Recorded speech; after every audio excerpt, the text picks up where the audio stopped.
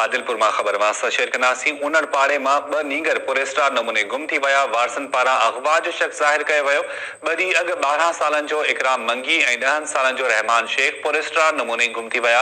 वारसन जो इहो चवणु आहे। आदिलपुर में इहा ख़बर मां शेयर कयूं पिया, जिते उनड़ पाड़े में ब नीगर पुरेस्टार नमूने गुम थी विया। वारसन पारां अगवा जो शख्स ज़ाहिर कयो वियो आहे।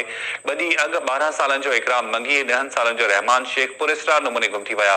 वारसन जो इहो चवणु आहे।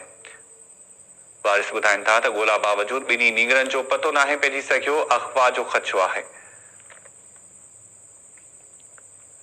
आदिलपुर में इहा ख़बर वास्ते शेयर कयूं पिया। उनड़ पाड़े में ब नीगर पुरेस्टार नमूने गुम थी विया। वारसन पारां अगवा जो शख्स ज़ाहिर कयो वियो आहे।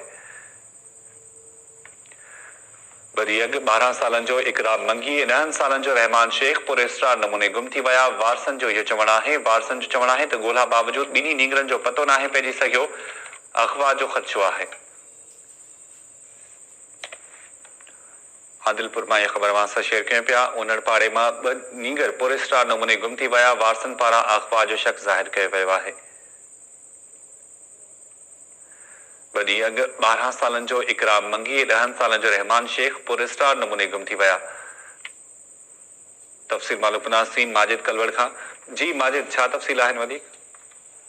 जी शायद ये आदिलपुर लोगो उनड़ मोला जा ब नीगर आहिनि जेके गुज़िरियल 2 ॾींहंनि खां घरां निकिरे लापता थी विया आहिनि। जिन मां हिकु जो नालो आहे इकराम अली ऐं वलद शाह मोहम्मद मंगी ऐं 10 सालनि जो रहमान अली वलद एयाज़ अहमद शेख हो, जेके गुज़िरियल 2 ॾींहंनि खां लापता आहिनि।